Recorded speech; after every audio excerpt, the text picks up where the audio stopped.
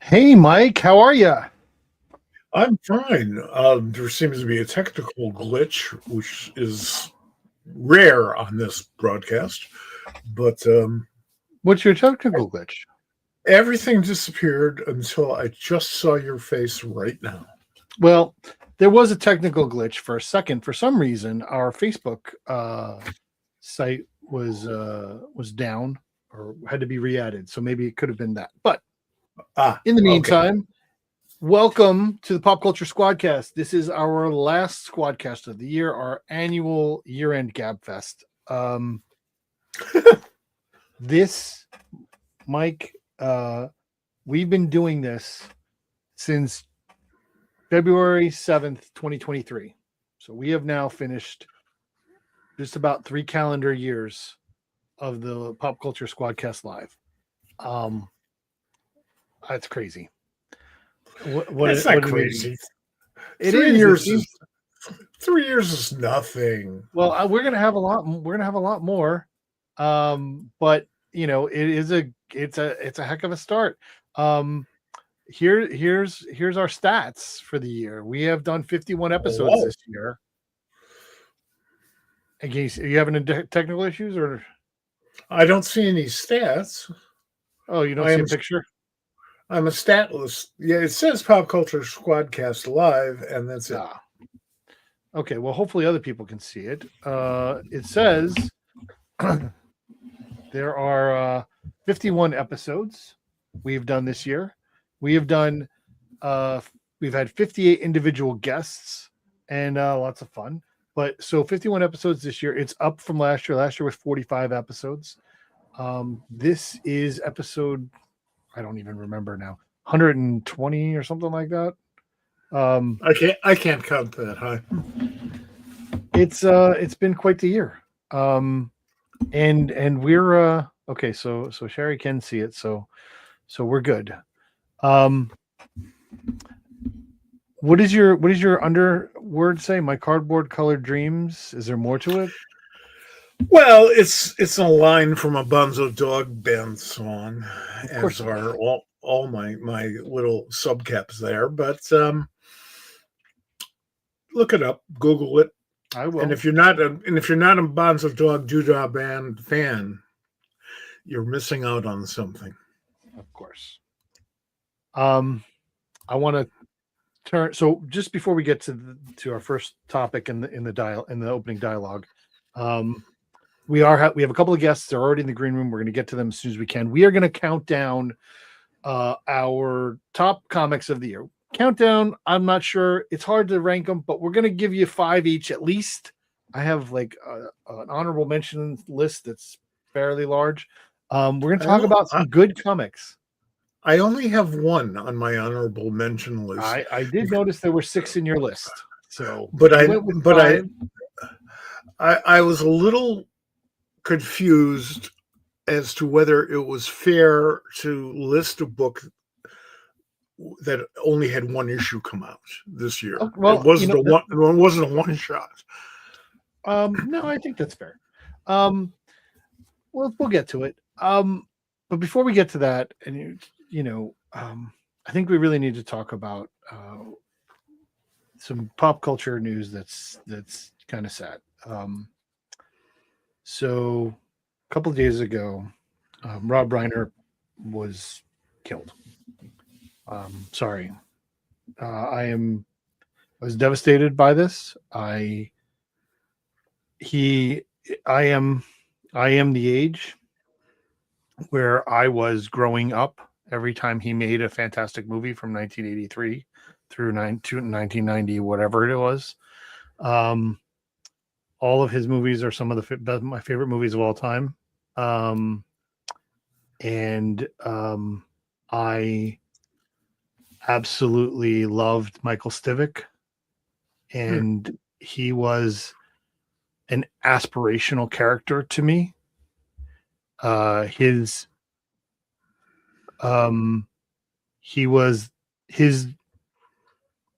ethos and politics and way of being was what I wanted to grow up and be. And And so I was hoping you might have something to say about it. Well, first of all, I would just be happy if I had grown up to be Carl Reiner's son. Sure. That alone would have been enough. Um, and Rob was 3 years older than me, so I grew up watching his career start. Yeah. Cameos in like his father's pictures and little He was in scenes Batman. in the sitcom. Yeah, and he's just a charming human being. Now, everybody who's met him says the same thing, except for our president, who may not have met him. And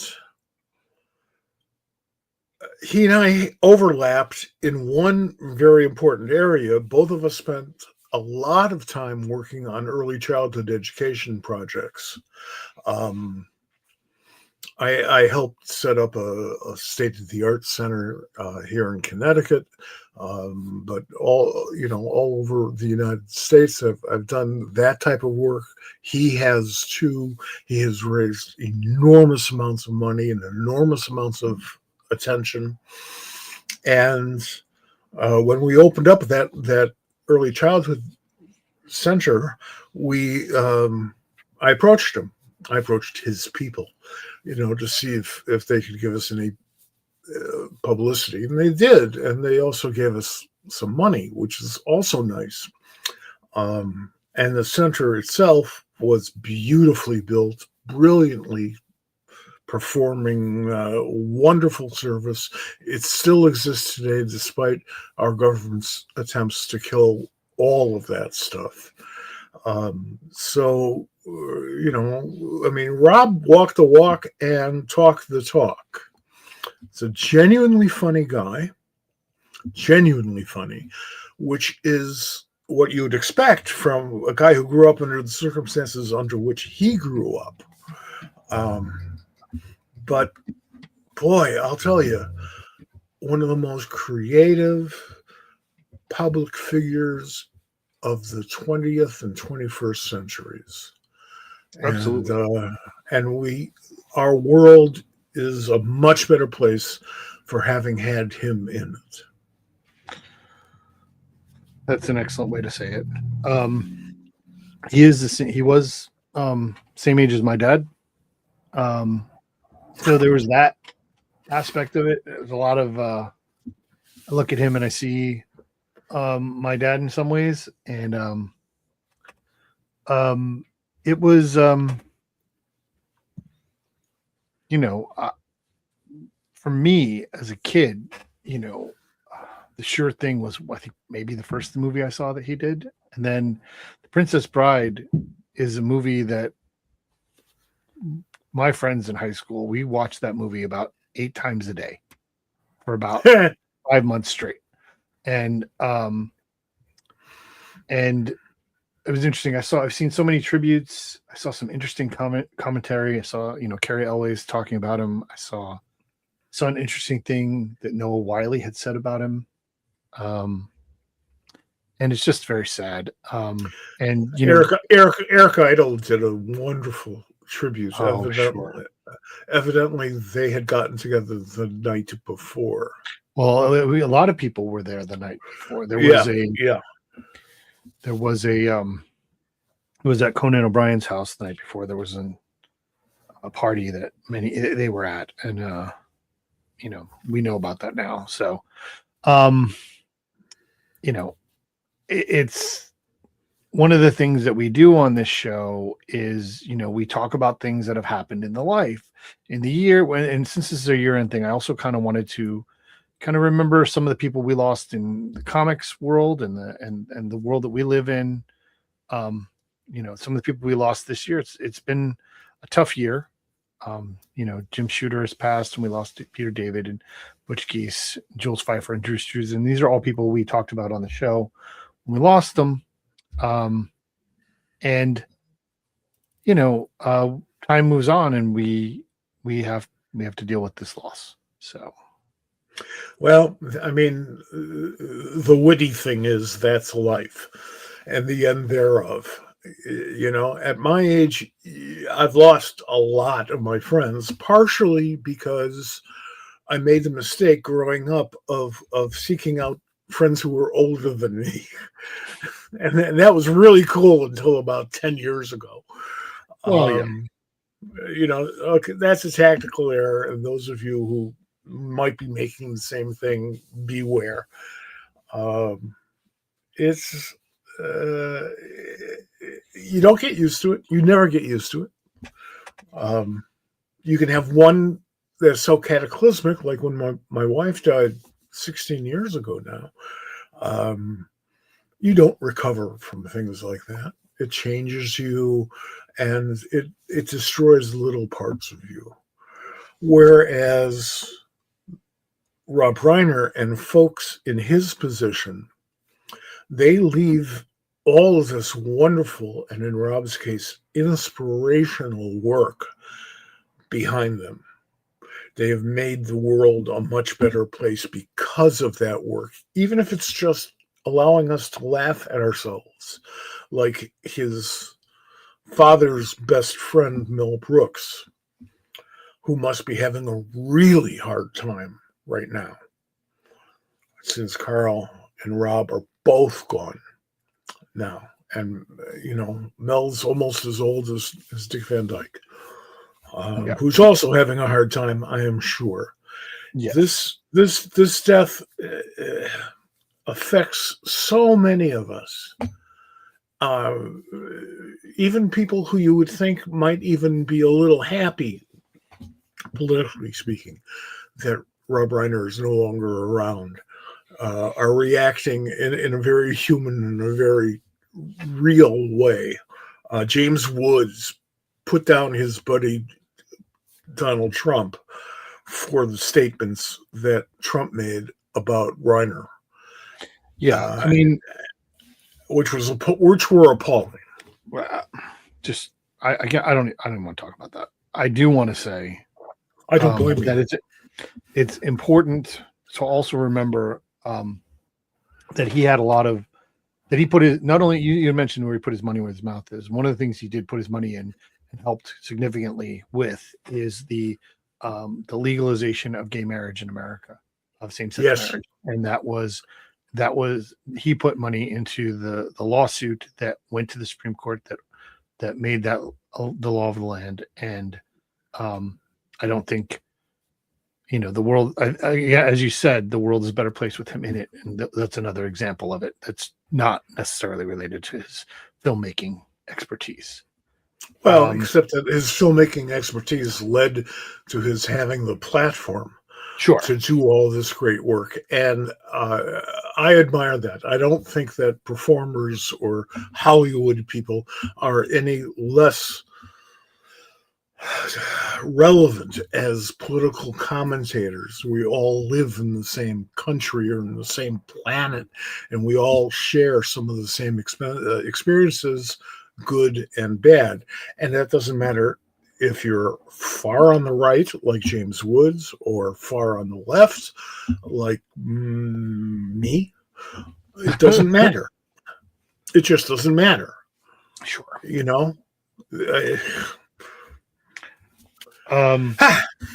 Yeah. So it was tough, and we needed to talk about it. It really is tough. I had other things I wanted to talk about, and that I'm going to save for our guests. We have some other year-end things that I want to kind of talk to, and I'd like to get them in the conversation. So I'm going to bring them in just a minute. But I want to just kind of go back. As I mentioned, we have had 51 episodes this year and 58 individual people. And if you're watching this, wherever you're watching this, I mean, I think they're stored on Facebook, but definitely on YouTube. We have a playlist that's the SquadCast, and all of these episodes are there.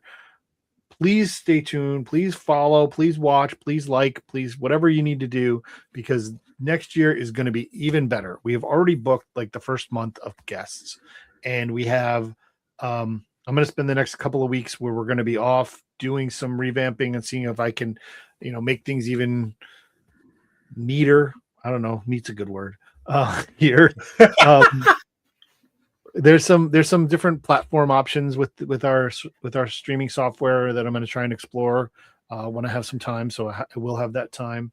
But in the meantime, I want to just kind of like give you and our guests and our viewers the opportunity to look at the people who were here. So I put together a little roll credits. Let's check this out.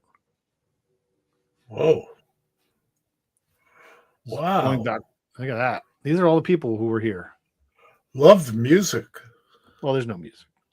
Oh, okay. It's quite a list. Wow. Yeah, the ones I missed a few because I'm an old man with a short attention span, and you're making me regret that even more once again. Well, all the more reason for you to not do that next year. I try. We're going to keep it going. All right. I'm going to bring in our guests with not too much fanfare, but please welcome to the stage for the first time for the Pop Culture SquadCast, Mars, that comic girl. Hi, Mars. Howdy. I'm so mad I haven't been on here sooner. Well, we'll figure that out. We'll get you back. And returning to the show. There's only so many weeks in a year. Yes. Returning to the show in a different capacity than usual is Zack Quaintance. Hey, Zack. Hey, guys. Usually he's in here as comic writer, which is fantastic. But we're going with comic fan journalists type person today. Yeah, I'm not here asking anyone for money for a crowdfunder for the first time. So that should be nice. Couple months you'll be back for that.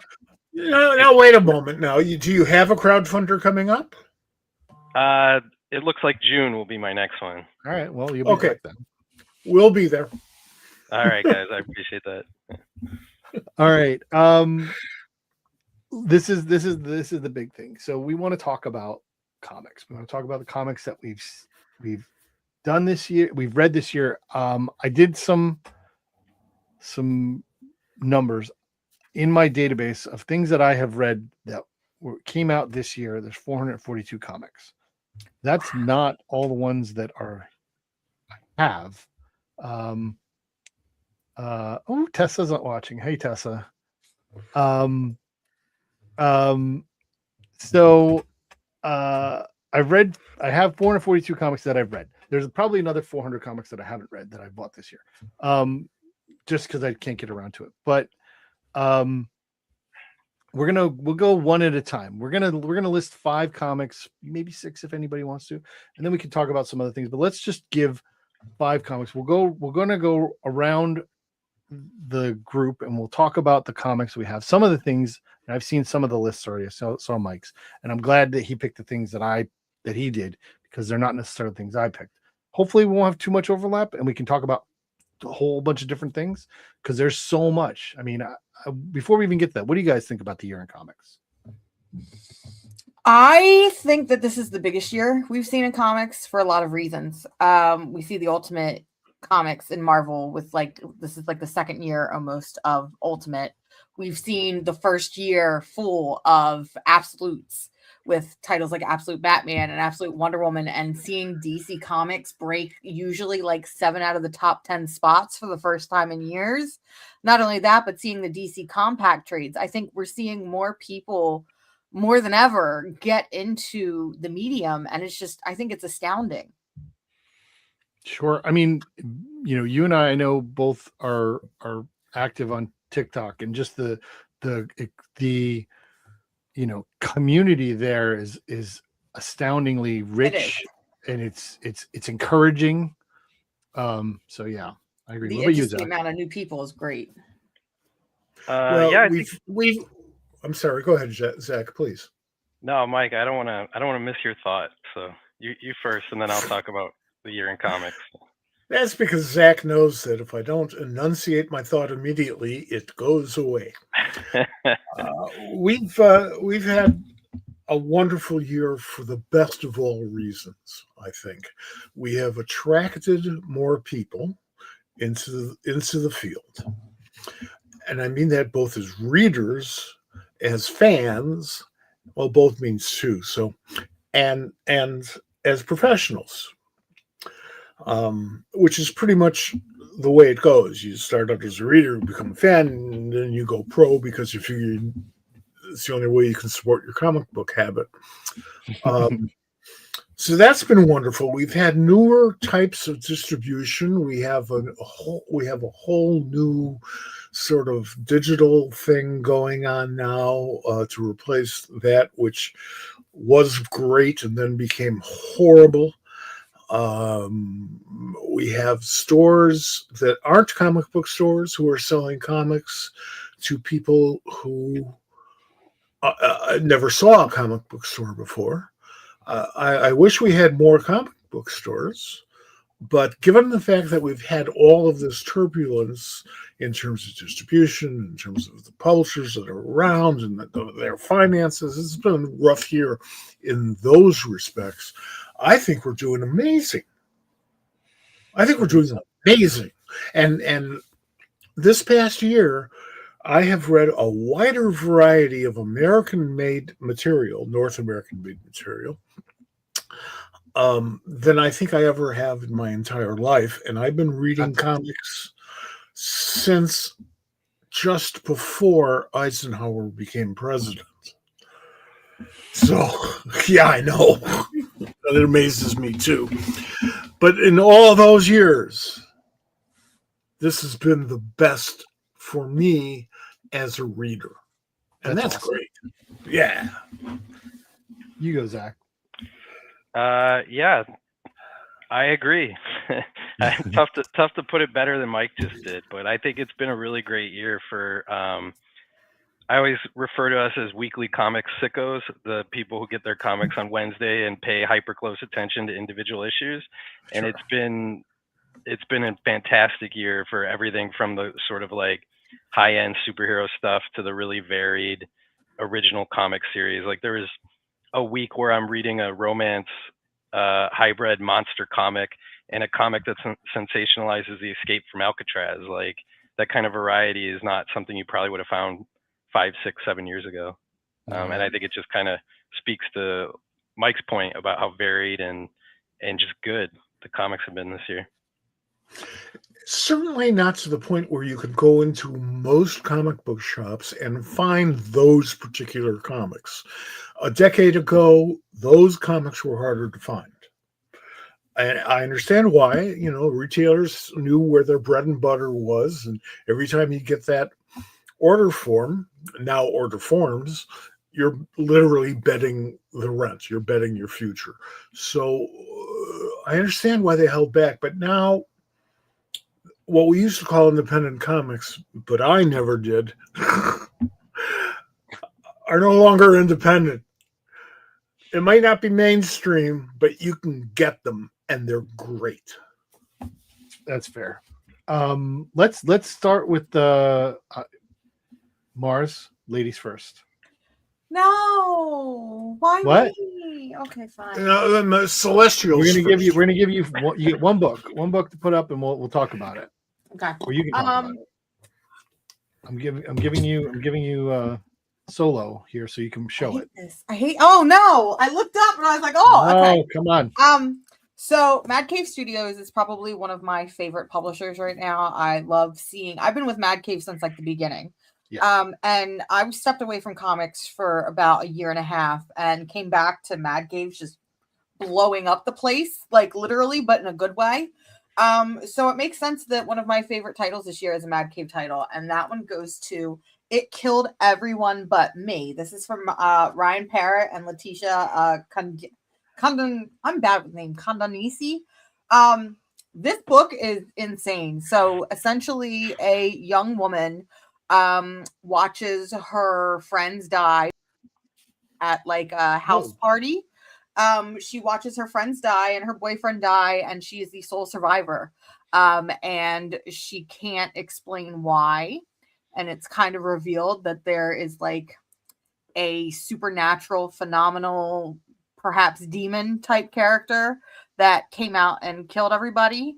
So now, like 20 years later, she's an adult. She has her own kid. She's still living in the same town where they think that she was the killer. And she can't prove that she wasn't. Except now, 20 years later, there is another streak of killings in the same manner of what happened to her. And so she has to team up essentially with the same demonic presence that killed all of her friends and stop this new evil presence. And I love everything about this. I think it's great. I love it. I have not read it, and I apologize. So It's definitely something that I wanted to read. You know, that's one of the things that I think we're going to talk about tonight. Is there's so much. So There's, much. like, this is. I guarantee that I wanted to read if I haven't read anything here, because there's so much I haven't read. And I love Ryan Parrott, and it really seems like it's awesome. I'm glad you like that. And Mad Cave is definitely, I think, going to make other entries into this discussion. I think so. I know so. I was trying to be coy. Okay, Zach, you I got know. one? Yeah. You know, after my introductory point about how varied and kind of weird and good the comics are this year, I'm going to start with recommending a Batman comic. I knew this was going to be on your list. I knew it, and I know what it is. Go ahead. It is Batman Dark Patterns. Yes. Written by Dan Waiters, illustrated by Hayden Sherman, colored by Triana Farrell, and lettered by Frank Svetkovic. For those unfamiliar, because there were a lot of Batman comics this year, and others that kind of were buzzier, but Batman Dark Patterns was a 12-issue maxi series that I just wrapped up last month, and it took more of a noir sort of detective-y approach, and like really focused on that side of the character. And I mean, I really just think everything Hayden Sherman is drawing right now is sort of must read. From Absolute Wonder Woman. He's probably going to be on the list again. Yeah, I would suspect as much. But the panel layout, the art, the way they work with Triana Farrell, like, it's just a great looking Batman comic that focuses on a part of the character that can sometimes be overlooked. And I just really enjoyed it start to finish. Plus it used a ventriloquist in really interesting ways, and that's always a lot of fun. Yeah. Yeah, I knew that was going to be on your list. I remember when there was one issue that came out that you were like, oh my gosh, this is probably the best issue I read all year.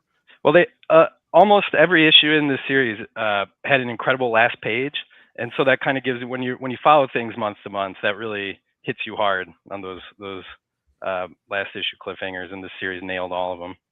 And I think that Dan has had a great year just overall. Oh, absolutely. I mean, absolutely. Yeah. Oh, yeah. Yeah. No question. He might be booked early in the year on this show. Still watchers and listeners, stay tuned. Zach, has that been anthologized yet, or not yet? Not yet. Okay. I don't know the exact date on the trade release, but it just wrapped up last month, so we probably got. It might be out early next year. I would imagine. Yeah, I would think so. They tend to go about 2 months after the series winds up. There are books that I will read immediately because, I honor my inner 8-year-old. But there are books that I will set aside, self-contained books, particularly with characters I'm overly familiar with, and I prefer to read in one sitting, or at least, in one onslaught. And that's one of them, because, as Mars had pointed out, there are so many Batman books being published every hour of the day. And almost all of them star this incredible asshole that you would never invite over for dinner. So I want to give that series and a few others time to rest and sort of become a thing before I read it and bring my bad attitude with it. It looks like the collection's due out in March, so okay, a couple months to wait. Yeah. Do you want to start with something, Mike? Do you want to? I'll give you number 5. I'll give you my number 5. I actually put mine in numerical order. Okay, you put it in order. But I didn't tell Bob the order. Well, I have them already, so let me know which one you use. Yeah, this is because I'm a prick. But I'm also a blind prick, so I have to look at my notes here. Number 5. And yeah, I gave you 6. I'll do number 6 at the end. Number 5, Big Shoulders, by a gentleman by the name of John Dudley, who I met at, I don't know, Baltimore, I guess, and drawn by Scott Gray. It is Scott set Bear. in my yeah, sorry, and my I typoed, and as is well known to people who I've bored to death over the years, I am a vociferous Chicagoan, and this is a series set in Chicago and incorporating rock and roll and heroic fantasy, which is a natural in comics, has been by people who never really were known for being into rock and roll. But the substance material is very similar, and they managed to avoid all of the cliches that drive me crazy whenever somebody sets anything in Chicago. They always hit the same stupid beats over and over again. This one avoids most of them. If you're interested in just good, solid, heroic fantasy, this is a great book. If you're interested in this whole rock and roll connection, the energy connection, this is a great book. And it hit number 5 on me. So I will say that, for a book that is not widely distributed, you are going to need to go to their website or see them at a show. It's hand sold. It's a great book. I mean, yeah, and I think I qualified that wrong. It's a really good book. It's even better because of the fact that it hasn't been, widely distributed, or that you have to, it's harder to find. It's a shame. So yeah, I agree with you on that one, Mike. It's also named after a Carl Sandburg poem, Which how can you go wrong? and Carl, of course, was a reporter before he became a poet,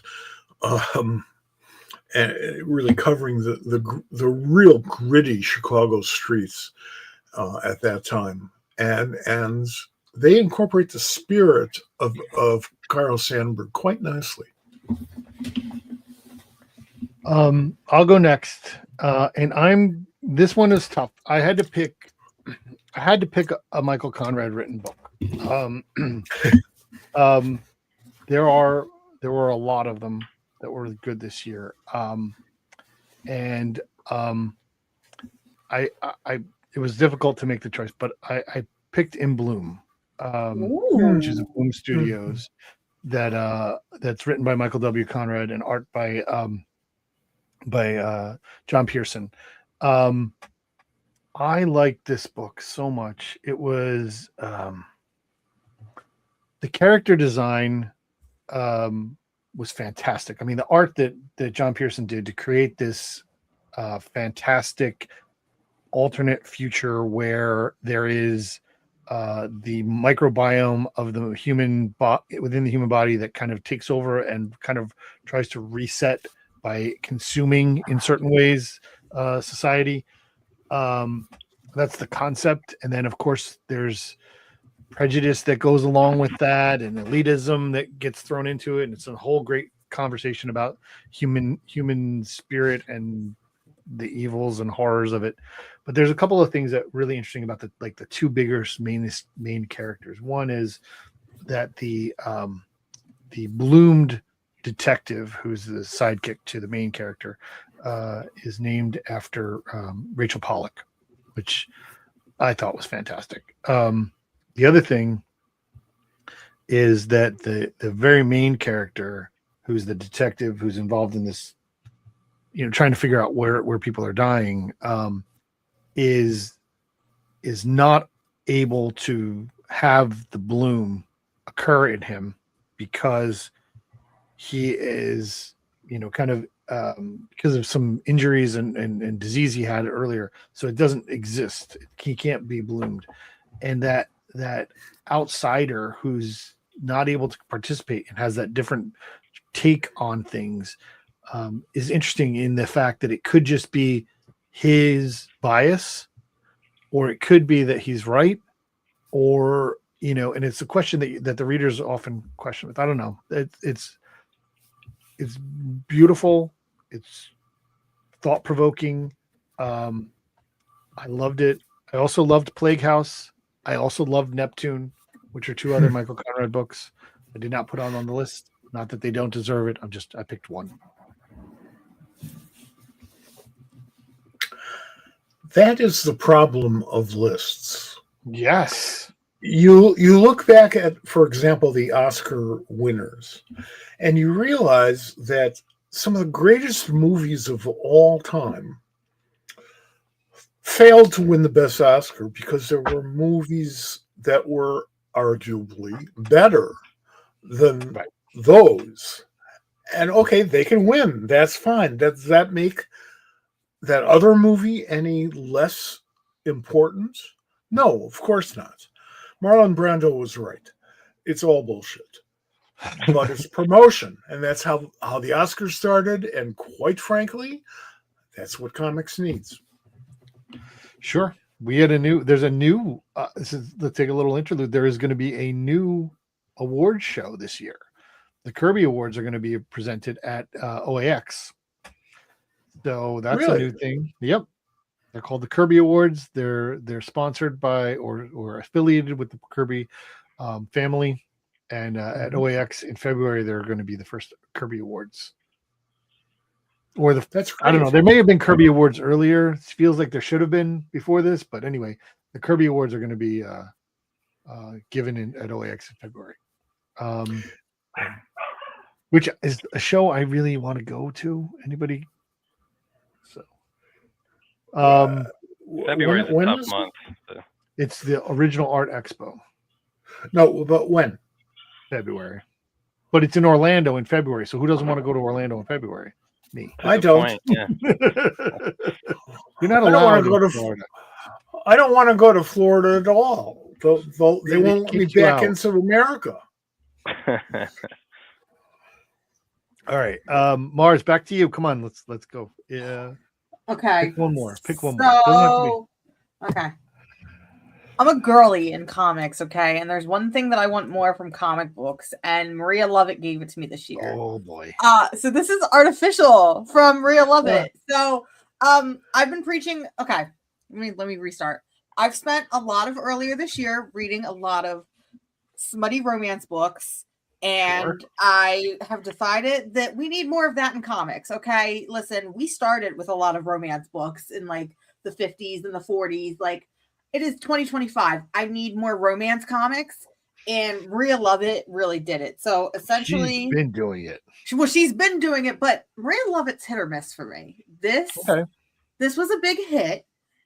So a young woman has issues with her current boyfriend partner. Isn't really feeling the spark, so they decide to go on a break, and she decides to try the free trial of Date X, which is a synthesoid android dating program where you can essentially program this android to be whatever you want it to be, including a boyfriend from one of your books. So she does just that, and this book gets spicy right off the bat.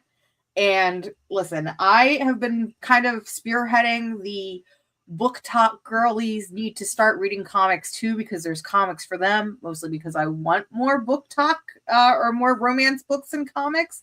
But yeah, this kind of just scratched a little itch that I've been needing for a long, long time. And I really love this. Romance comics were created, we were talking about Jack before, by Simon and Kirby, and in the late 40s, and started this whole thing, which became really huge, but a tonnage project. Each publisher would produce a certain tonnage of Yeah. romance comics.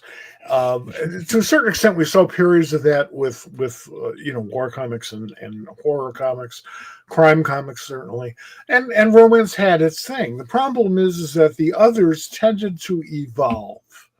Better artwork, better stories, better editing, and some support from the publisher. Romance comics didn't. Yeah. And the romance comics that were being published up until the mid 70s when they were canceled, partially because of me. I'll get to that. Don't want to turn you into an enemy here, Mars. But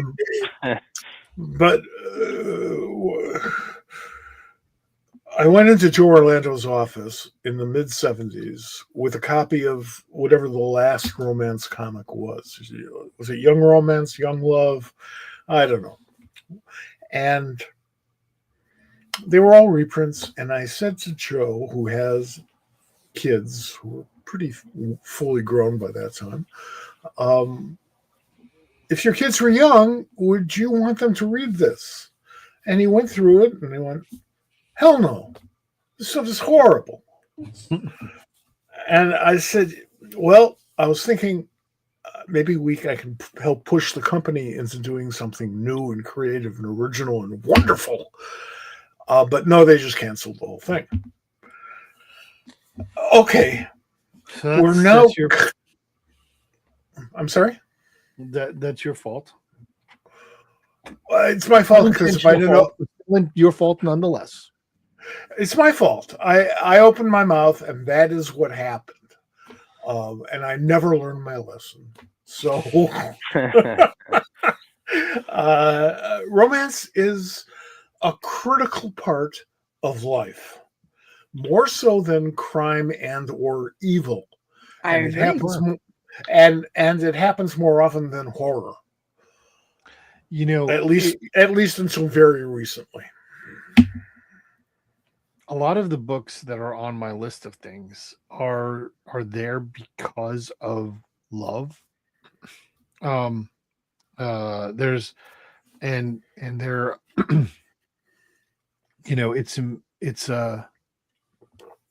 it's something that when I find a book that has a story about whether it's romantic love or familial love or Philadelphia love,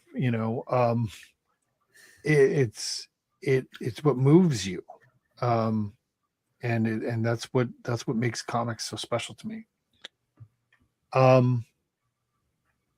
You got one, Zach? Yeah. I sort of ordered my books alphabetically, and I was gonna go down the list alphabetically, but I think I'll switch that up and sort of be thematically in keeping, because I also had a romance comic on my list, and the romance comic I had on my list is kind of a non-conventional one. It is I don't know if you can see on my tablet, but it's Orla. Orla. Orla! Yeah. Such a good book. Yeah, another one review. that I knew was on you was going to be on this list. Yeah, I actually think I mentioned Orla last time I was on the show. You all asked me what I was reading, and I was like, I got to talk about Orla. But it's stayed excellent. It's kind of a hybrid romance and monster comic. It's about a woman named Orla who turns into a monster when men are terrible, and there's a lot of them around. There's a lot of that around. Yeah, she doesn't have a lot of time to herself then.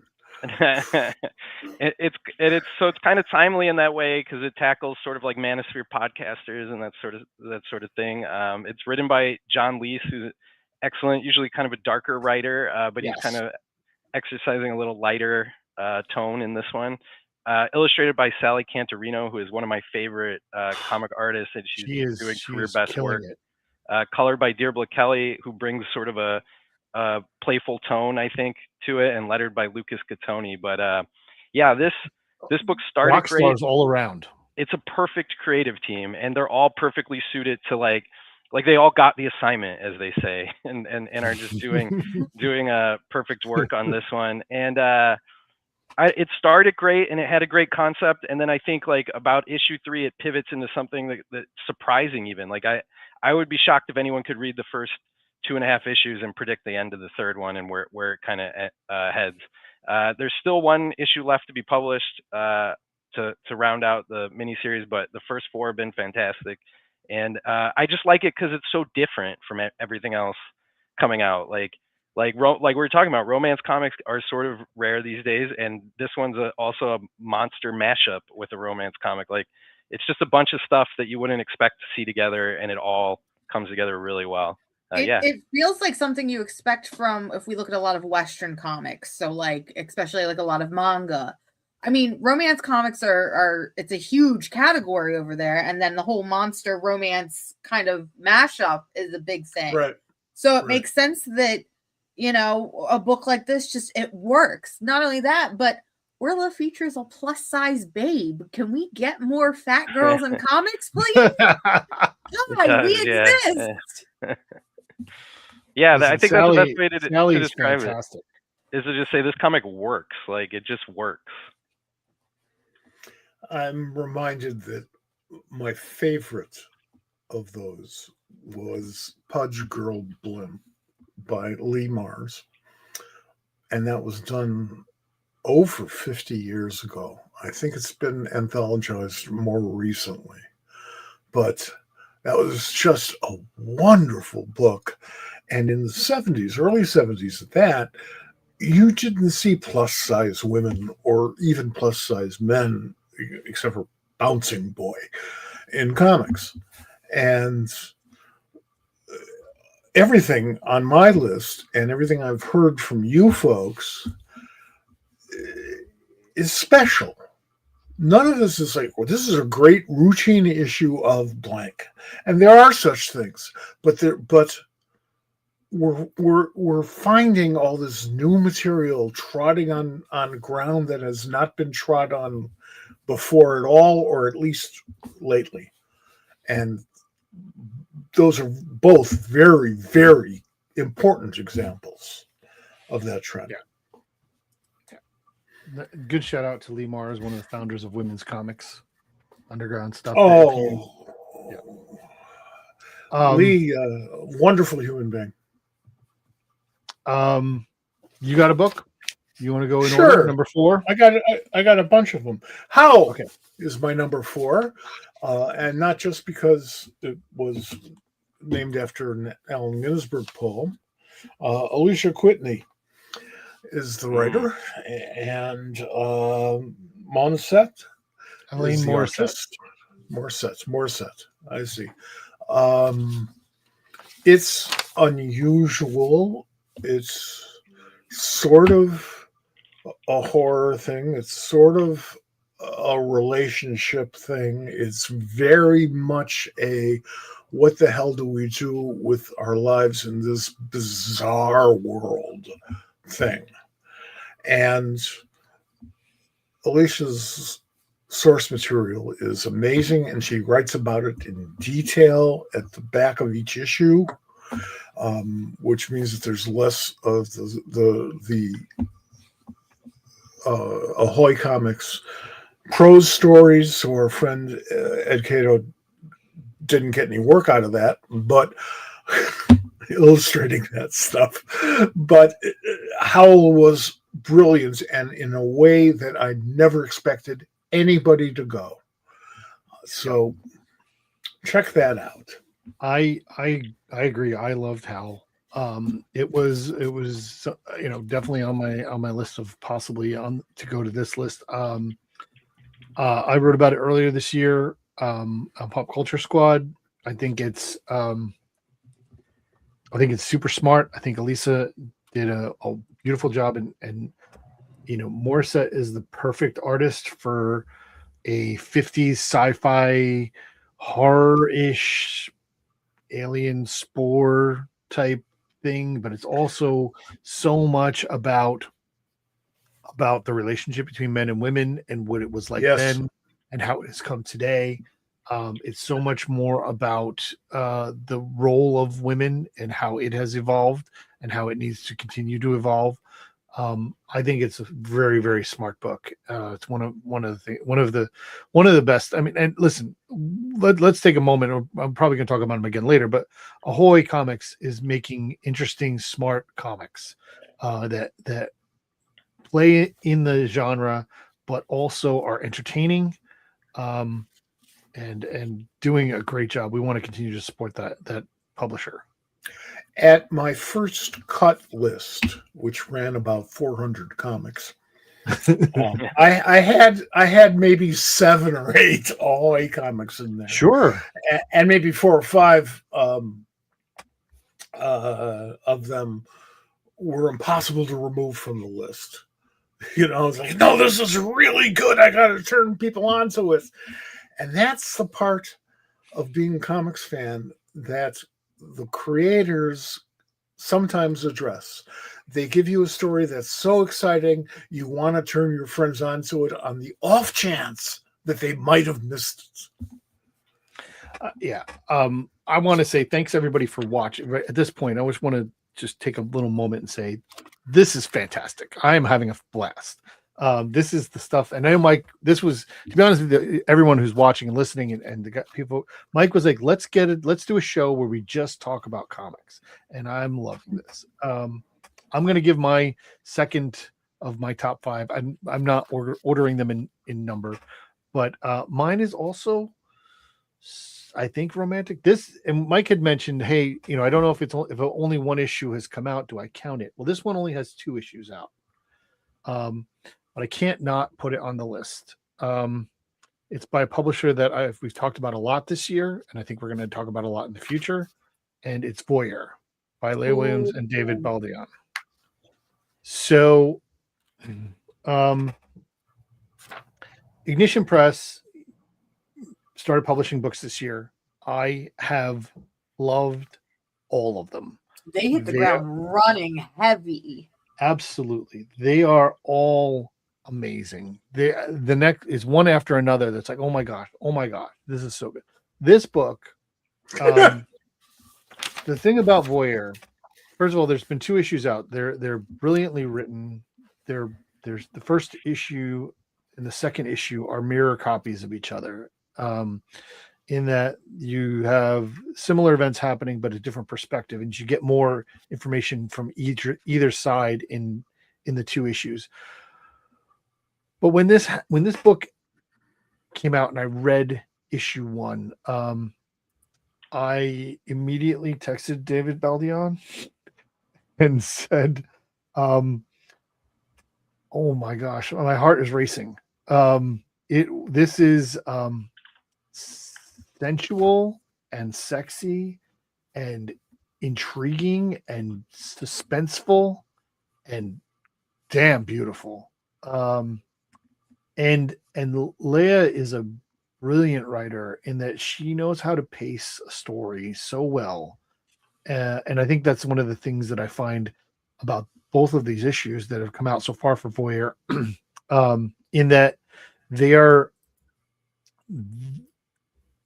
it feels like my heart is beating with each panel. Like it's, I get to the end of it and I'm like, I'm a little embarrassed.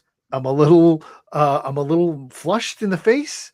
It's not because, like, there's another book that I think Mars and I are both going to talk about that's a lot more explicit, but this is it's just, I cannot wait for the next issue. I cannot wait for any issue of this book. So yeah, and as I said, Ignition Press, I could have added any of them, but I wanted to make sure that we definitely included them on this year-end GabFest. Also, the coolest name for a new publishing operation Oh, absolutely. I've heard in a long time. That was just inspired.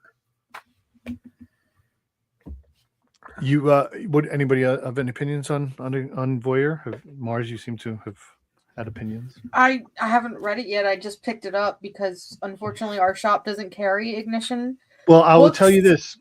But I did get issue 1 and issue 2, so I'm very excited now to read them. So yes, so and this is something we talk about. Like, I like the fact that we're talking about things along the way. So issue 1, I told my shop I want all of the Ignition books. Just if it's Ignition, I want it. And they didn't. They didn't have Voyeur 1, and so I got it from at Baltimore Comic Con from the booth there. Mhm. And then issue 2 came out, and I didn't get it, and then it wasn't it wasn't there, so I got really mad. And I'm like, you need to order that for me. And then so it's funny because like that morning when I realized I didn't have it, there was a signing down at Third Eye, which is not my regular shop, but I went down there and Third Eye didn't have it, and that's surprising because they always have everything. That was surprising to me.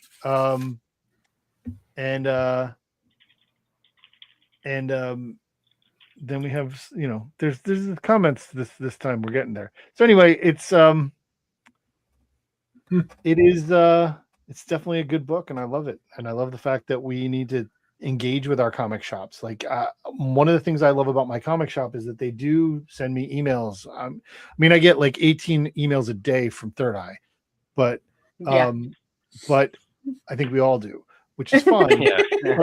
But I do get a couple of emails a week from my shop saying, hey, here's FOC and here's what's coming this week. And they let us know and they engage with us. And I know that I can engage with them and say, hey, I want you to do this. And I think this is good. And they listen to that. And that's important. Mine just started working with League of Comic Geeks, which I really like because now I don't have to send an Excel spreadsheet in. I can just pull whatever I need and I can see everything right there and my shop gets it. And then we'll see if hopefully it still doesn't get missed, but we'll see. Yeah, that's good. All right. We're back to you. Well, since you called me out on my book that I wasn't going to talk about, but now you weren't going to talk about it? Well, I can talk about it, but I had. Listen, I saw it. It's big. It's chunky. It's okay. So this is Spectators by Brian K. Vaughan and Nico Henrikin. This is a original graphic novel that came out from Image in like late September, early October.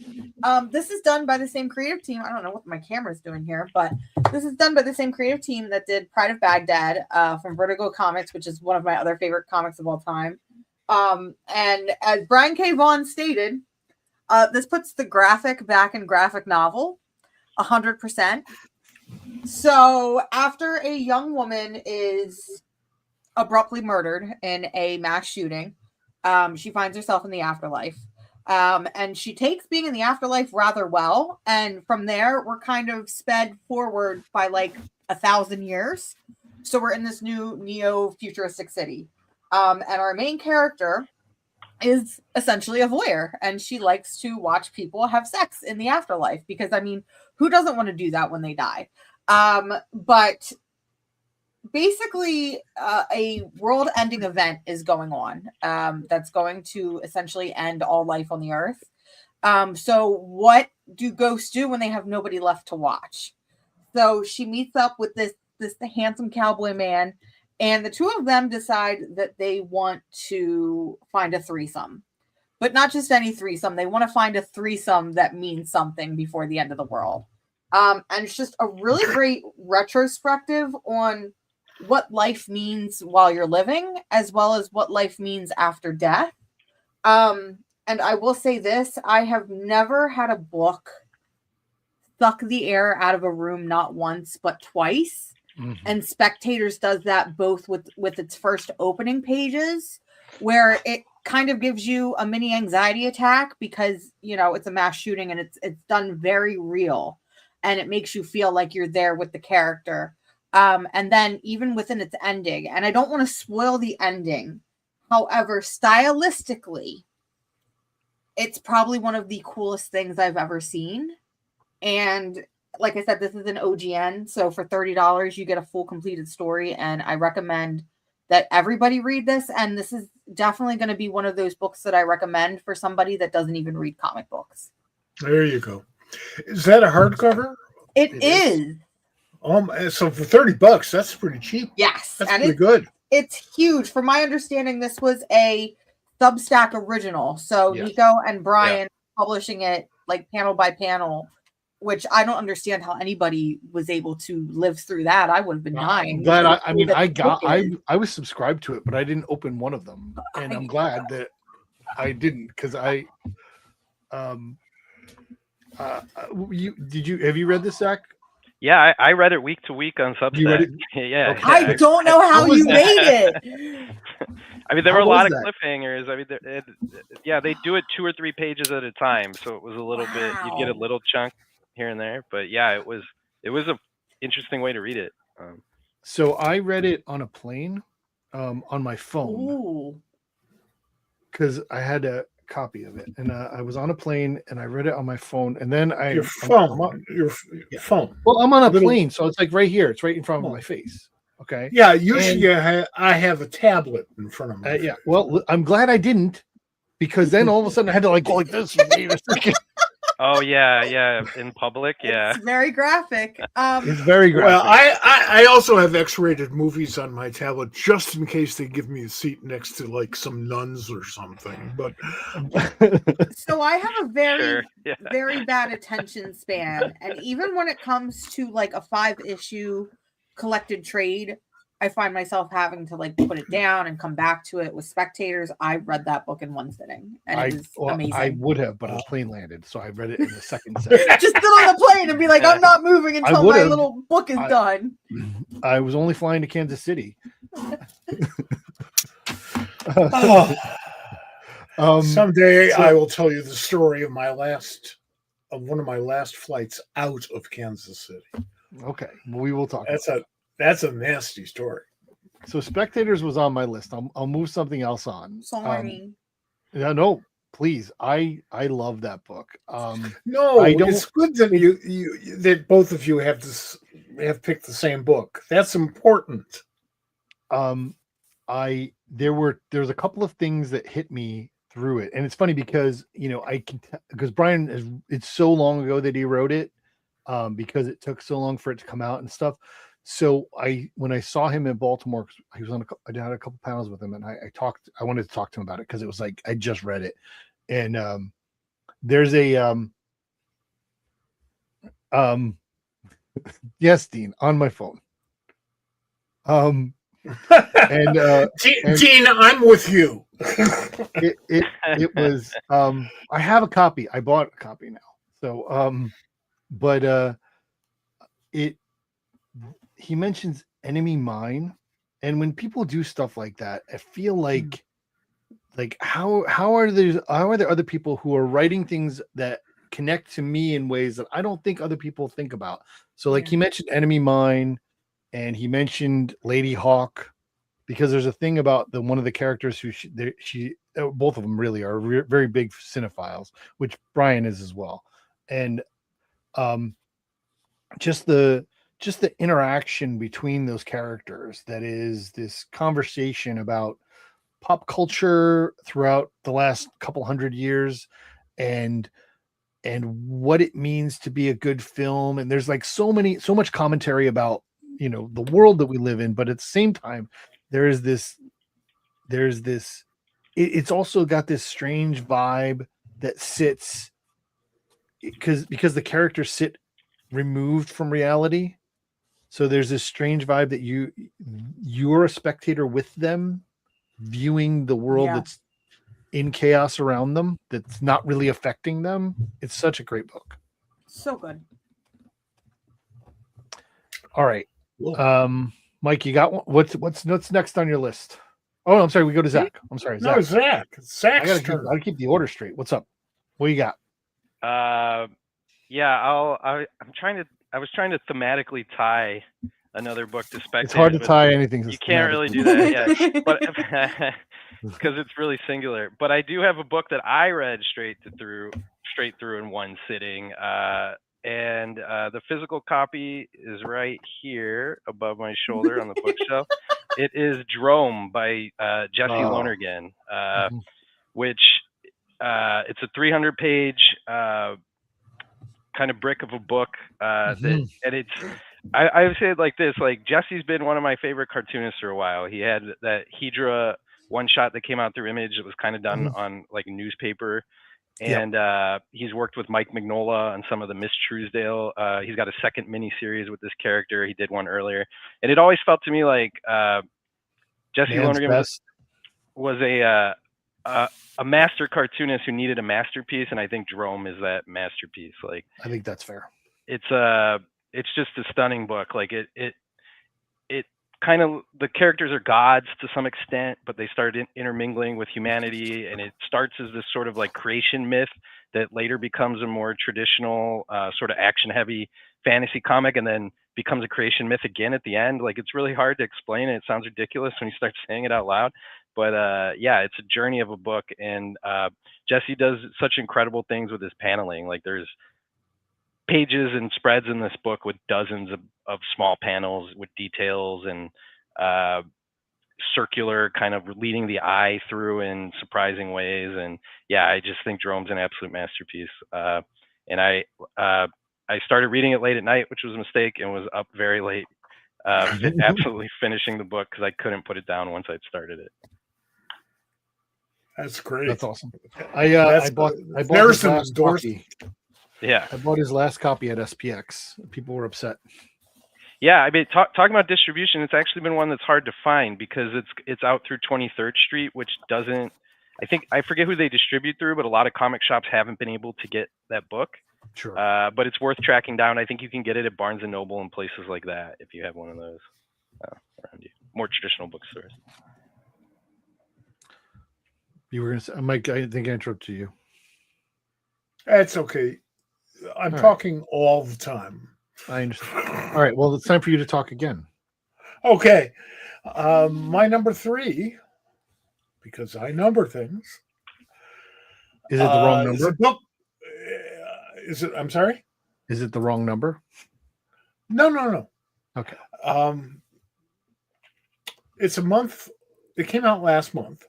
Okay. It's a one-shot, so it doesn't answer my question about if only one issue came out, because it's a one-shot. But it's already outdated because the book is called Thanksgiving. And it is brilliant. It is a masterpiece. And the mere fact that Thanksgiving is now something we look back at and wonder whatever happened to those fabulous days of yesteryear. This book, if you haven't read it, buy it, read it now. It is absolutely amazing. Mark Russell, one of my favorite writers, as is well known. Morissette's artwork, again, that's 2. It's also the second Ahoy book I get to plug. So I'm happy. But this was a transformational thing. I had a stack of comics ready to read, and I was all relaxed and stuff. So, I heard good things about Thanksgiving. I think I'll read that first.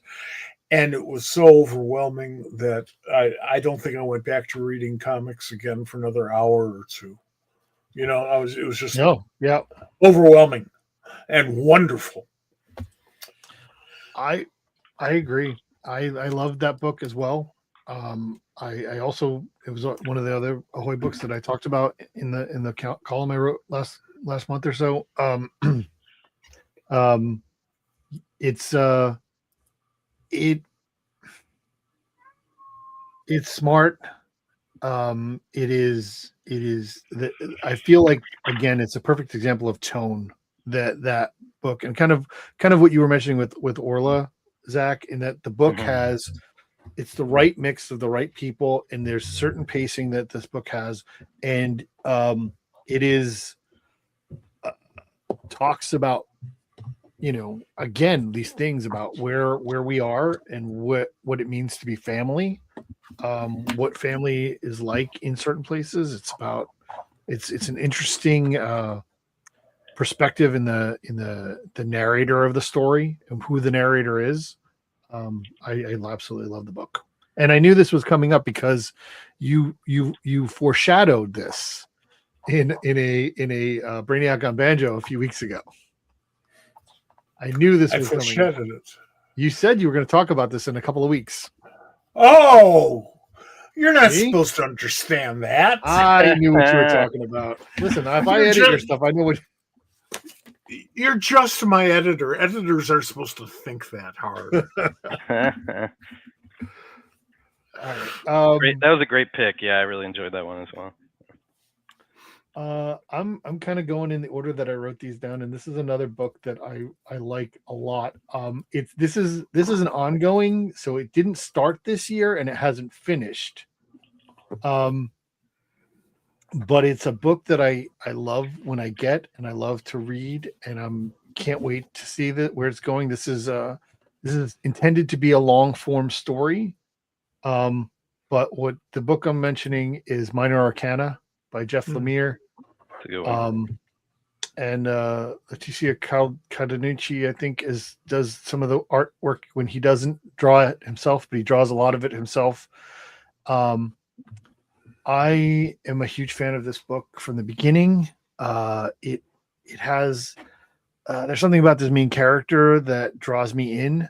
There's a sadness to her that I want her to get resolution for. And I'm hoping I think that's what I think about when I read this book, that I want for her to get clarity in her life and on what her life has meant and how she got to where she is. And it's slowly opening doors and unfolding pieces of paper for her to get there. And it's great. I love when Jeff Lemire draws his own stuff too. I don't think I would enjoy Jeff Lemire drawing other people's stuff, but I love when he draws his writing. So this is one of the books that, like I said, it didn't start this year. There was a good chunk of it that came out this year. I think that there may be one more issue coming out. He takes breaks, but I absolutely love Minor Arcana. It's something that I think everybody should be reading. So, anybody else have any other opinions on that? I'm with you.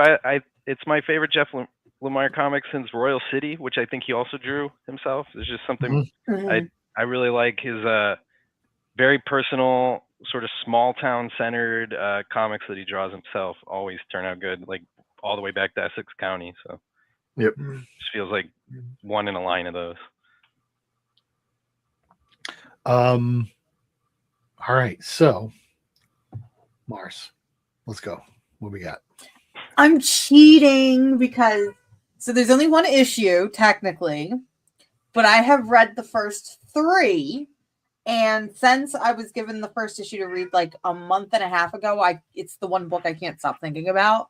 So that's gonna be The Devil on My Shoulder, published by Dark Horse Comics. This is done by Kyle Starks and Peter Kowalski, who worked previously on Where Monsters Lie, which was also from Dark Horse. Now I'm already a huge fan of Kyle Starks because I love his funny books and I love books that make me laugh. This is not that book. If you're looking for a book to make you laugh, do not read The Devil on My Shoulder. Do not read it.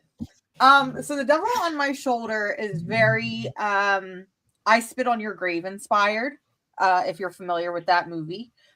Essentially, a young woman is kidnapped and tortured for 48 days and left for dead. And the first issue is very graphic, very violent, but I think it is handled in a way that is consumable. Whereas, say something like I Spit on Your Grave, especially being a woman, you're very like, I don't need to see this gratuitous violence.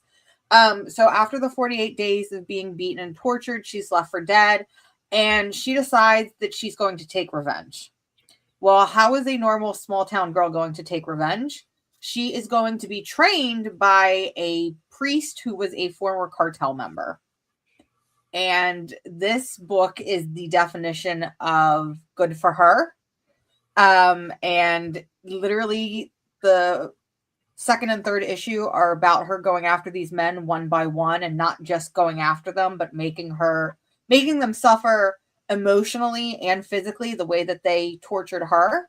And there's not a lot of comics that get under my skin and give me the heebie-jeebies and make me think about it the way that, say, a horror movie does, and Devil on Your Shoulder managed to do just that.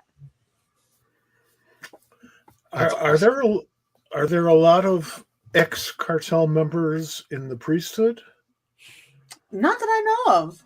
No, that's a really interesting idea. I really like that. listen, Kyle Starks is He's a genius. he's a whirlwind of a human. Yes. And I love when he gets to explore things that are different. He can. I feel like people think of him in certain ways that they should not pigeonhole him into things. I think he has his while he's brilliantly funny, He he's is. also able to do some really amazing things. And in this book, I haven't read issue 1 yet, but it's definitely something that there's if it's a Kyle Starks book, I want to read it. And Peter Kowalski has just been a great collaborator with him and with other people. I really am a big fan of his work as well. Yeah, it's a good Or book. Piotr. I'm not sure. I'm not sure how he pronounces it. Yeah. All right. We're moving along. This is fun. Zach, what do you got? Got a physical copy of this one. Out of Alcatraz is my next pick. Written by Christopher Cantwell and illustrated by Tyler Crook. Hey, put it up one more time. Yes. Nice. Yeah. Looks a little bit better than holding up a tablet where you can't see what's on the screen. If you're unfamiliar with this one, it's published by Oni Press. The premise is it uses the real escape. There were a group of prisoners who actually escaped from Alcatraz. Whether or not they survived and made it to land is another question. But it uses that actual incident as a sort of jumping off point to suppose what then happened to these prisoners. And it's 4 issues of a prison escape thriller with a twist ending that I won't spoil and did not see coming, but it's very much well earned. And I just think we were talking earlier about Dan Waiters having a great year. I think Chris Cantwell has also written a lot of my favorite comics this year. Even stuff like I'm kind of a casual Star Trek fan, but he wrote this Star Trek miniseries, Star Trek Red Shirts, which is about, everyone knows the trope, the red shirts get killed. This is a miniseries about red shirts dying, and it kind of makes it more meaningful. But yeah, Out of Alcatraz, I think, is kind of destined to be a classic. Those two guys worked really well together, and it's just a beautiful book. And also the graphic design on this hardcover is sort of Vertigo inspired, like Alfred Hitchcock Vertigo inspired, I think. And yeah, it's a gorgeous book. Like all the little design touches really do it for me. So I was very happy to add this one to my shelf.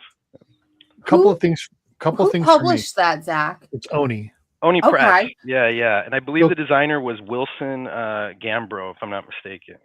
So a couple of things about that. One is that there was a group of books that Oni kind of put out in a row that were all kind of had us. I don't want to say they were similar, but like there was this like, hey, there's these books, one a month, and then they started going from there. And I thought that they were all really smart, really interesting things. And I thought that was a great set of books that Oni had put out, that being one of them. Yeah, you mentioned Plague House earlier. I think I think that was part of it. Well, and then there was a Chris Condon book in there as well. But I also, in the Chris Cantwell thing, Chris Cantwell is one of my favorite writers.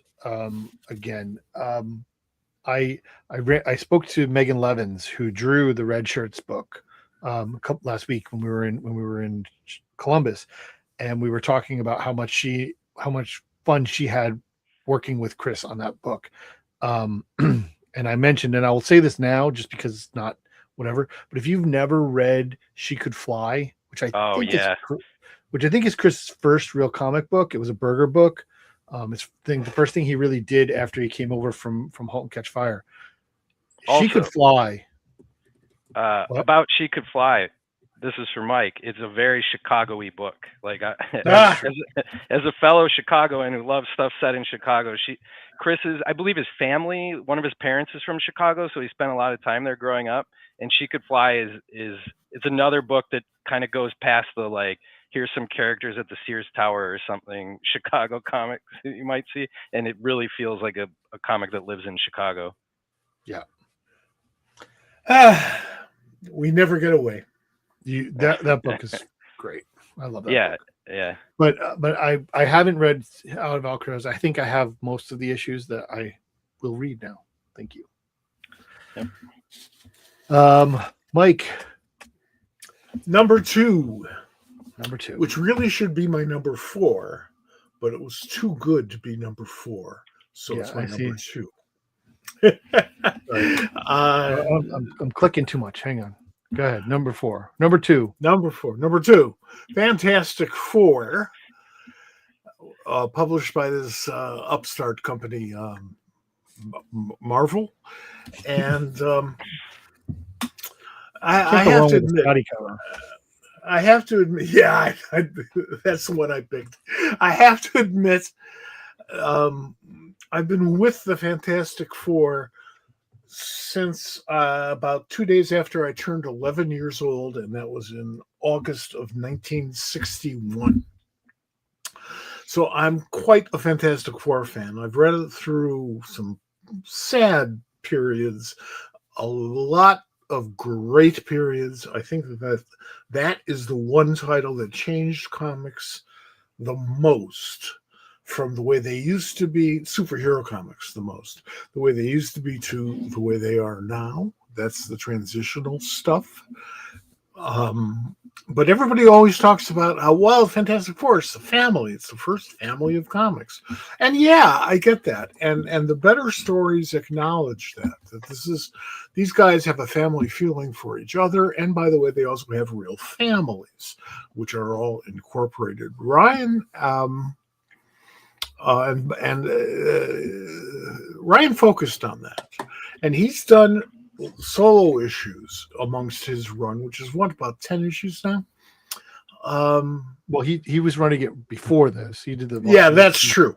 That's true. They arbitrarily and capriciously renumbered it just because they have a movie out. Okay, fine. They're marketing geniuses. What can I say? But he really went into those characters. What is the nature of the really bizarre Ben Grimm family, which consists of Kree and Skrull and Ben Grimm and Alicia Masters? And that's not a normal thing. That's not. There's no way you can make a normal family out of that, whatever a normal family might be, and then bring them home to the Human Torch and the Invisible Woman and Mr. Fantastic. He's done more to make those characters real people by illuminating the family concept. Humberto Ramos is the artist, one of Marvel's top, and it's really clear why. And it's nice to see a very old school traditional comic book, no matter how revolutionary it was at the time, regain that mojo. And that's what it is. It is just magic. Love the series. I'm really looking forward to the next arc as well. That's about to kick off. So yeah, that's a great one. And what I love about this conversation that we've had is that there's such a variety. And one of the things we talked about earlier, in just how much look at the books that we've all listed in so many different ways. There's so much different variety. And Dean's with you on that one too. I'm gonna throw in one of my honorable mentions that I had on my, we can talk about my honorable mentions for like 5 days, but this one was in place of Spectators, because that was on my list. So I think this is a romance book, and it is I think 3 issues are out now from Image. It is, if you're not reading this book, I don't know what you're doing with comics. It is called Everything Dead and Dying. Ooh.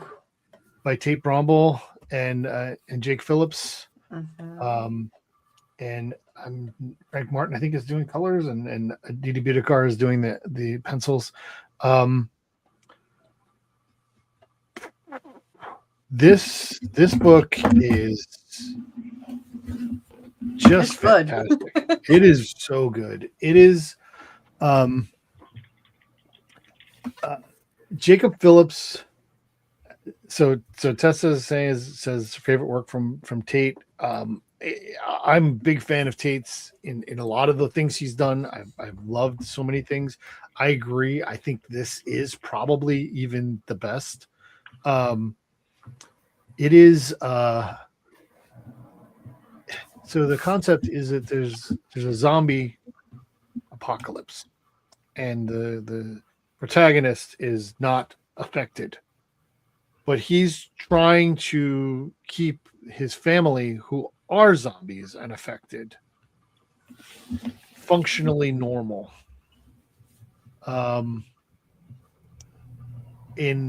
Because he refuses to admit that they're gone, or that they're different or anything, and he's trying to live a normal life, as normal as possible, to keep everything steady, because he doesn't want to let go and acknowledge the world around him that's been destroyed. And then there's some other people who are not affected, and they show up, and things get bad. And it's horrifyingly beautiful in terms of what Jake's doing with the art. It is just one of my favorite books that I'm reading this year by far. Absolutely top of the list. Great. And I say that, like I said that, like it wasn't even in my top 5, but it is, any of the things that are not in your top 5 could have been in your top 5. Right. That's the thing about how many so many good comics we've had this year. All right, last round, and then we'll talk about some other things. But last round, what do we got, Mars? I'm a little bit of a stinker, and I don't follow rule. Okay. So this is kind of like a multi-parter. My 2025, I can definitely say, finally, after reading comics for 14 years now, I finally got into X-Men. There you go. Finally got into X-Men. So it started with I decided to read Astonishing X-Men, and fell in love with it. Realize now why people idolize Kitty Pryde the way that they do. I totally am Kitty Pryde supremacy now. But if we're talking about something more so that I'm loving, that's like ongoing and current, it's definitely Uncanny X-Men from Gail Simone. David Marquise is doing it. Javier Guerin, Matthew Wilson. It feels like people have been trying to get me to read X-Men for years. I feel like this is the type of book that has been waiting for me. It feels like this was a X-Men book tailored to me. So not only is it Gail Simone, which is one of my favorites with books like Secret Six and Birds of Prey, but it's all of the characters that I grew up and loved, so Gambit and Rogue and Wolverine and Jubilee. And then there's this whole new cast of characters that are introduced to the X-Men, and it's like a new era of X-Men where it's the characters I grew up loving that are now kind of like the mentors for these characters. And I just love it, because I'm going to say, yeah, it's found family, which isn't that what all X-Men books are, but this feels very Gail Simone coded. And I feel like if you like Gail Simone books, like I said, like Secret Six, like her Birds of Prey, any of her group books, you're going to love this. And I love it. And I love the whole new thing where the X-Men have like a secret symbol with one another, where they give the little upside down M, and it's their way of knowing in public who's a mutant and who's not, and who's safe and who's not. I just read volume 2, and volume 2 finally puts because we all know X-Men is an allegory for racism in America. Well, it finally puts 2 and 2 together in its second arc that I really, really enjoyed, and kind of meshed the 2 together with, things that have happened in our historical past with that of, like, say, a mutant past. And I'm really enjoying it. And I'm going to spend the majority of 2026 reading even more X-Men, because I have a lot of years to catch up on. Well, welcome. I'll say that. I particularly like Astonishing X-Men. I don't know if So they're good. picking it up after this stunt they're doing now, but I You're really the enjoyed exceptional it. X-Men is the one you were the exceptional. Exceptional. I'm sorry. I'm sorry. I get There's confused. a lot of adjectives. Yeah. How about the boring, tedious X-Men? Those are two books I want to read. Screw you, Stanley. But Kitty Pryde is one of my favorite Marvel characters. She's so cool. And has been since she first popped up in a Marvel comic. And Chris Claremont, who has, I guess, still relatives in the Deerfield, Illinois area, and has spent a lot of time there, put all that into the creation of the character, and he really got it right. And so it touches me personally. And Chris, watch out for that. I mean, I think we can talk about X-Men a little bit. There's a lot of X books. A There lot. always are. I mean, now, and I've been an X-Men fan for as long as I can remember. And I particularly liked. So what I like the most about the X-Men books right now is when they're not smashing against each other. Like I like Gail's book. I like when Gail is doing her book by herself. I think, and it's funny because all of them, I think I took the like between the exceptional, the regular X-Men, the uncanny X-Men. I mean, I enjoyed Mark Russell's X Factor. I like them all, but I think they all took a minute for me to get them, for me to really enjoy them, and I do. Of course, now they're all blown up because somebody decided that the dumbest, weakest X-Men should be the heir of Apocalypse and destroy everything for like 4 months and then restart again. But there's that. I do absolutely love, and I you know what, to be honest with you, I think the third arc of that volume that you're going to get to, you're going to love even more. But I think you hit the nail on the head though, because I was having a conversation with my partner who's also been pressuring me to read X-Men for years, and I'm finally doing it. I don't like when it's the X-Men going up against a big bad. Like, I could care less. I want to see the way that these characters sort of interact with each other, the way that they infight with each other, because, you know, it's essentially a family drama. So not all of these personalities are going to mesh. You know, they're going to clash. They're going to make up. They're going to fight. They're going to do this. And I feel like that's what Gail's book in particular does. Well, they have the Avengers / Justice League, you know, problem in that there's so many characters and so many members that getting them into a functional concept. This is one of the things that I spent a little bit of time talking about this year. We had a panel with Louise Simonson and Alan Davis and a couple of other folks, and we talked about like the size of a group book, and there used to be like there was a Marvel edict that it was 5. You need 5. That's the size of a group. But there is something about a smaller group that kind of mushes together, and you have those interpersonal relationships. When you have too many, then it gets problematic. And so when you have like the crossovers between the X books, when everybody has to come together, and then they get, you know, you have for some reason the regular X-Men are fighting with the uncanny X-Men because of something that is stupid because they shouldn't be against each other. It's one of the things that, you know, they have to generate some sort of conflict, and I feel like the books work better when they're just telling the story that the creators wanted to tell and living in that realm instead of having to stop and go crossover. Yeah. The whole idea of having super groups with so many superheroes in them that you can't get them all into Yankee Stadium is annoying to me, and it just hit a new height. I mean, you can't tell characters from one another if you have 4 million characters in your storyline. And now it turns out every living human being, and some who are not human beings, are now members of the Justice League of America, or Justice League of DC, really. If everybody is a member, then nobody's a member. Screw you. It's just another paramilitary organization. Nah.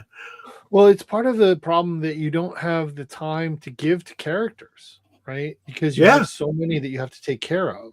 It's one of the things that I think worked really well with the Legion of Superheroes, because you didn't have anybody that you like. It was very rare that they're like, oh, we have to have this character in the book every month, because you could move it around. You can bring different people in. There was a lot of members, but it worked well. I don't think it works as well today, or the writers and artists and editors aren't as skilled as they were back then. I think that they're just in that regard. They're changing things up at both Marvel and DC every several hours, and that has an incredible negative effect on team books, because team books with characters that are in other books, their own books or other teams or what have you, which is everything now, there's no individuality, there's no spontaneity. It's what's the polite word for clusterfuck? I think you said that. All right, Zach, your last book of the list. Yeah, I wanted to. I mentioned earlier I make comics via crowdfunding, so I wanted to highlight my favorite Kickstarter comic from one of the campaigns I backed last year, and it's from a kind of a truly independent publisher that's making comics through Kickstarter, and it's Goats Flying Press. Yep. And the book is The Fables of Earl Kingwood, written and illustrated by Junie Ba with letters by Aditya Bidikar. Yeah, they did this campaign at the end of 2024, and we all got the books at the beginning of this year. Junie Ba, if you haven't read his stuff, is a really interesting cartoonist. Sort of like uses like West African folk art with like Cartoon Network Adult Swim sensibilities kind of melded together. Last year that's a great way to put it. Yeah, I can't get that image out of my mind. I've written about his comics a lot, so I had that one ready to go. But last year he had one of my favorite comics as well, which was for DC Comics Black Label. He did the Boy Wonder miniseries, which was about each issue was about a different Robin, and it was all in his style. But yeah, this new book, it's kind of a novel told in stories, like it's like lost folklore kind of thing, and it moves through time and goes through like some alternate history up through modern day, and it's got his excellent cartooning, and some stories are really memorable, and it all just comes together well to kind of make one point at the end about the way we live and technology and all these things. And yeah, I mean, Junie Ba's making comics, there's a strong chance it'll always be on my best of list, but I thought this one was particularly cool because they did it with crowdfunding, and it was a smash hit campaign, and the book turned out amazing. So yeah. I like Goats Flying Press. I think they make good comics. I definitely support them, and if you ever see anything that they're putting out, I highly recommend it, because I think they make good comics. They have good creators working for them, and if there's another Junie Ba book that you're looking for, Monkey Meat is highly recommended. Yeah, Monkey Meat was great, and I also say Goats Flying Press had a second book this year, Lake Yellowwood Slaughter, that Alejandro Orbonia wrote, and it was Gavin Smith who drew it. It was kind of like, it was a graphic novelization of a lost slasher movie that never existed from about the 80s. So, and it was a lot of fun. It came out, I got it the first week of Halloween, and I could have just as easily picked that one. It was like 1A, 1B, my favorite Kickstarters from last year. So yeah, track those books down. I highly recommend both of them. All right. Awesome.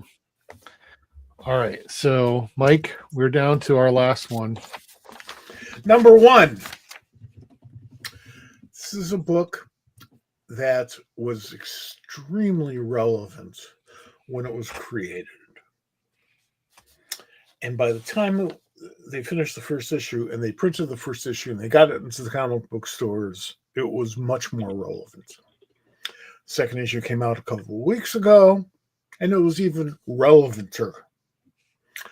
And I guess the third issue comes out next week or the week after, something like that. We will see. It is called Terror Bites. And yeah, you knew which one I was going for.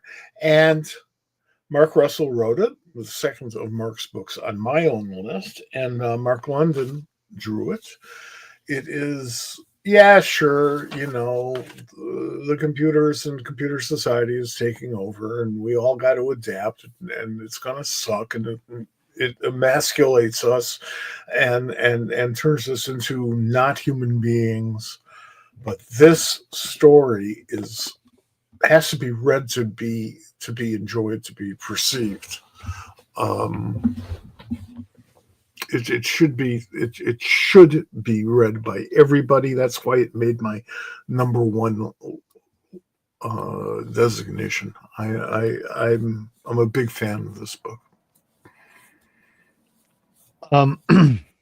So you have I did pick that one. There's one other thing you had on your list, and I am going to go with that writer as well, because I feel like she should be on this list.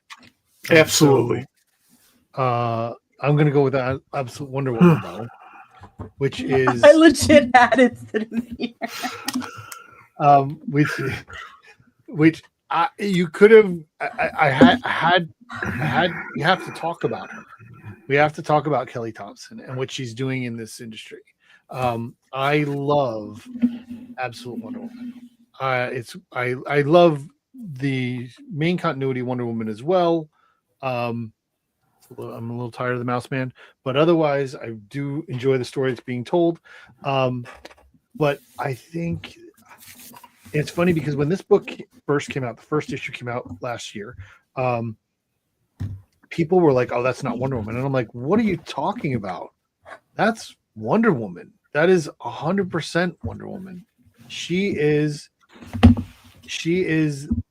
I think both books really have captured her spirit in the fact that she will defend those that need to be defended. She's not a warrior for war's sake. She is a defender of the innocent and of the those who need her support and her defense. And I think that this book particularly is that. There's constantly a story where she is put in a place where someone needs her, and she is always, without hesitation, giving everything she has to make things better for people or whoever it is, whether the people or not, whoever it is that needs her. And again, we're talking about Hayden Sherman again, who Zack mentioned earlier on Batman Dark Patterns, who's doing the art here, and it fits perfectly that this is not an in continuity story, that it's in the Absolute Universe. His work is fantastic. Their work is fantastic. And Kelly Thompson is one of the best writers in the business right now. Oh, 100%. Mike, you had mentioned Birds of Prey was something on your thing, which is now ended, which she apparently is heartbroken about. I think we all are. I think we all are. Yes, I am totally heartbroken. Can we just jump? Excuse me for powering through this, but yeah, that was my honorable mention, and it didn't make the top 5 because I could only have 5, and also because, quite frankly, I'm pissed that they canceled it. They keep on canceling Birds of Prey. It's a wonderful series, different writers. Each one is brilliant. Kelly is terrific. Her version and view of Big Barda is brilliant. Yeah. It doesn't necessarily coincide with the Jack Kirby or the Tom King versions. But that's okay. It's the same character. It's absolutely the same character.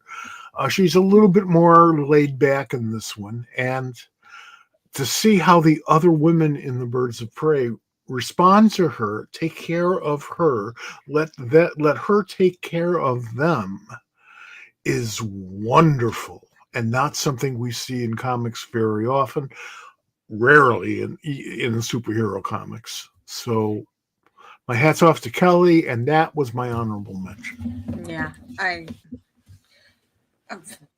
got a lot of feelings about that Birds of Prey, but going back to Wonder Woman, so Wonder Woman is this iconic character, right? She's part of the big three. She's the biggest female character. And I've loved her since the beginning, but there's always been something for me that feels like it's missing with Wonder Woman. Like I can't connect with her for some reason, whatever that is. She's always felt like this higher power. I finally realized, at least for me, what is missing. And it's her connection to magic and witchcraft, which is what we see in this absolute universe. You know, in this, she's the daughter of Cersei, and adopted daughter of Cersei. So she's been rooted in magic and has been this daughter of hell. And I think it's that missing puzzle piece to make a quote unquote perfect character. And I'm not going to spoil it because I don't know how I went. I only read the first issue when it came out, and then I waited for the trade. There is a turning point in the book that literally made my jaw drop. Thank you. My jaw drop. And I'm not going to say it because if I manage to go 7-8 months without being spoiled, you can continue to go without being spoiled. And when that moment hits, you'll know exactly what I'm talking about. This is just a brilliant book. Like I could care less. I don't care. I could care less about Absolute Batman. I could care less about Absolute Superman and Green Lantern. Absolute Wonder Woman, when this eventually goes away, because unfortunately when it comes to DC, when they have a good thing, they eventually take it away. When Absolute Wonder Woman does go away, I'm going to be very, very sad. It's a perfect book. we could also talk about Black Cloak, which is a Kelly Thompson book that I think is Yes. incredibly underrated. Yeah. We've talked about over 20 books tonight, and we could go for another couple hours. I'm sure we all have that list. I feel bad that there are books I haven't mentioned. There are books we've talked about throughout the year. I think that we, where we talked about how good the industry is and how much excellent storytelling and art and writing and lettering and coloring and just so much great comic books are getting made, and we're getting a chance to read them. And we're going to be here talking about it for as long as we can. The cool part is it doesn't cost us really anything. We can just go out and be on the internet and do it. Nobody can tell us no. But I want to thank you guys for being here. This was lovely, and we have to do this again. It was just so much fun. The conversations between the revelations have been fascinating. The job of a fan, of a comics fan in this particular case, is to turn other people onto great stuff that they might have missed. That's our job as fans. It's our obligation as fans. And yes, we will do that to people who couldn't care less about comics. and sometimes we drag them in kicking and screaming, and they stick. This has been a phenomenal year, because the cornucopia of choices we've had has just been amazing, and the talent is there to meet it and to do it. It's been a great year. For comics, not for Earth. I have a bunch of things I wanted to get to. We got a couple minutes left, and if anybody's in the chat and wants to throw in a book that we haven't mentioned that you want us to highlight, we'll put it in the comments. We'll pop it up there. I want to take a second, and we do this show, and like I just said, we can do it because we do it. There's a bunch of other people, and I want to give a little bit of a shout out to some of the other comic podcasts that are out there that people, I'm not above people going and listening to other stuff. And just a couple that are friends of ours, and we want to mention their names so that if you want to listen to something else, or if you've caught up on our episodes, Comic Book Couples Counseling, Oblivion Bar Podcast, Word Balloon Podcast, Dollar Bin Bandits, and Comic Book Yeti are just 5 that are all I know are all good, give good content, have smart people. And is there anything else? Any other ones you guys missed? Like Zach, I know you listen to like a million. So off David Harper's show, Off Panel. Off Panel, yes, good job. Another great one, yeah. And Tessa, I totally agree on Exorcism at 1600 Pen. It's a fantastic book. Love that book. And so here, okay, so now she's gonna do this. So You'll Do Bad Things was on my list of things. Absolutely. We're taking everyone down with us is one of my awesome. favorites. Yep. Like there's so many. Like I have other things here, like Author Immortal, which we've talked about. I think Rockefellers is one of the best comic books that's out there. It is very much it's a good thing. We've talked about like there's DC books like Batman and Robin that's great, and Incredible Hulk has been good at Marvel. New Gods I think is underrated. How about has anybody read Whatever Happened to Crimson Justice? Yeah, it's on my list, but I haven't gotten that one yet. You need to get on it. It is probably the best Frank Thierry I've ever read. Well, that's interesting. I haven't thought of it that way. It is damn good. And that's why I read it, because life is short. Yep. Well, go ahead. Comics the magazine. I want to give a shout out to Comics Magazine. So this is the 0 issue that they were giving out at Baltimore Comic Con. Mm-hmm. So this year I became re-obsessed with the Zdarsky magazines.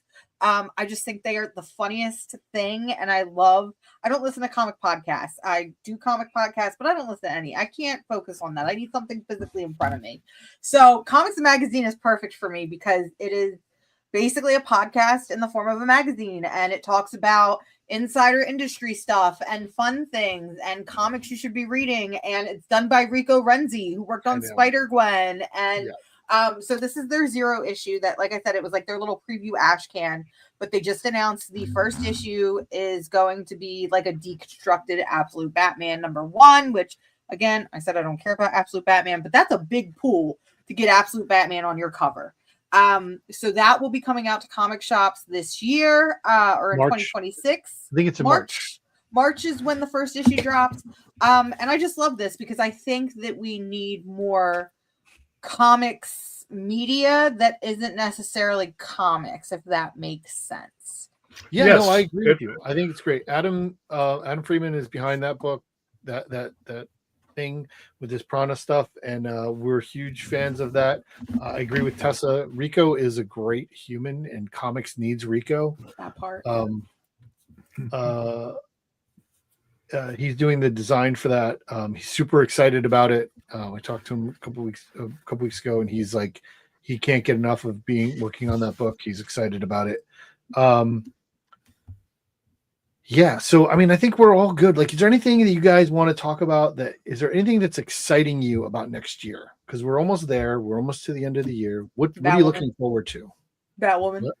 Batwoman. I'm getting Batwoman back by Greg Rucka, and it's being done by Danny. And they officially, I mean, we knew about it from New York Comic Con was when the big announcement was made. I was lucky enough to be able to talk to Danny about it at Baltimore Comic Con, which was really awesome. But today they made the official big announcement. So now it finally feels real.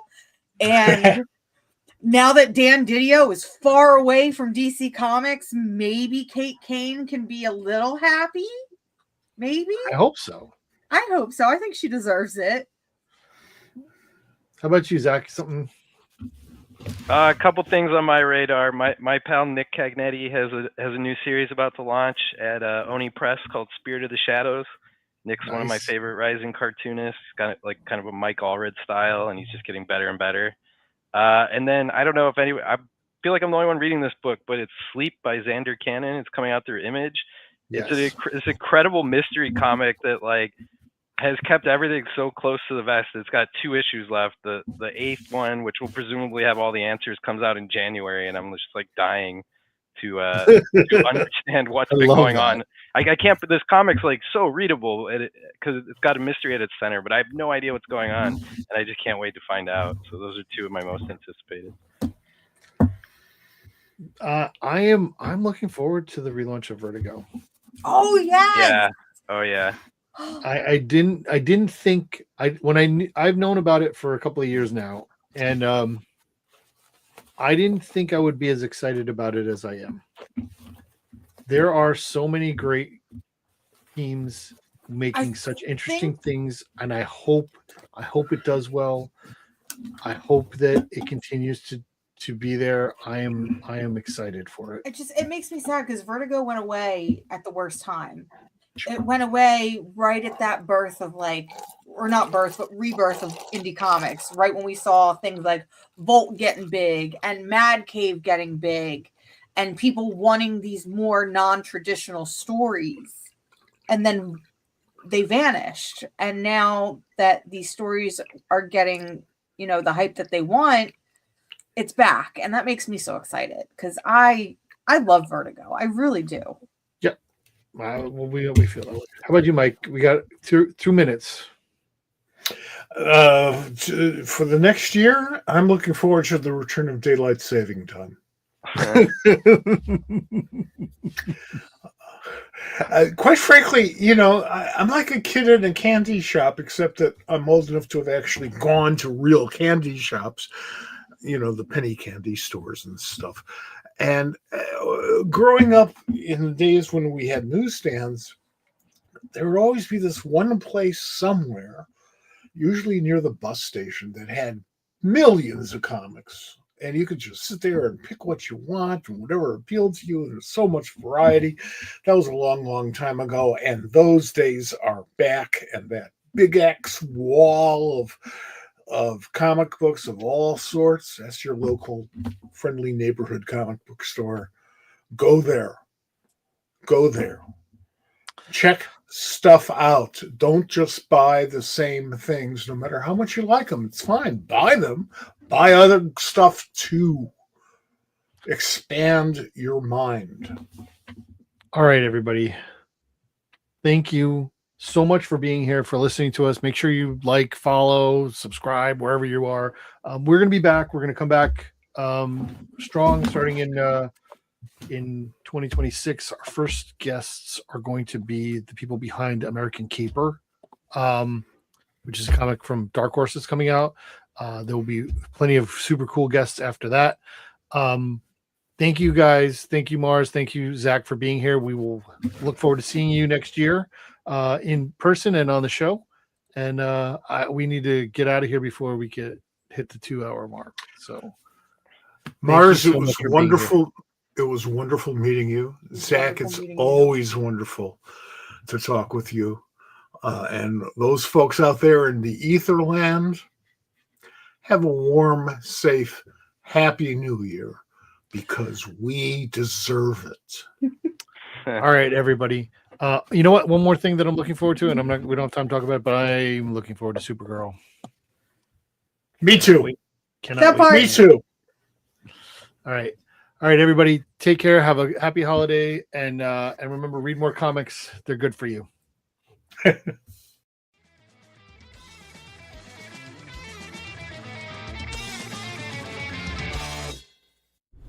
This has been a production of the Pop Culture Squad Network.